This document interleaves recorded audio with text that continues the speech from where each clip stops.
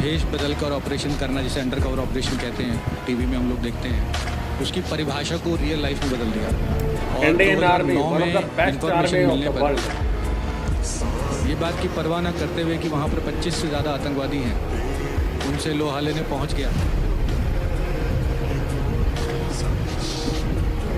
कि उसके देश की 1 इंच भी मिट्टी पर आगे नहीं बढ़ने देगा जब तक उसकी जान में जान है। और 4 आतंकवादियों को मारने के बाद अपने 2 साथियों को बचाते बचाते छाती पर गोली खाने के बाद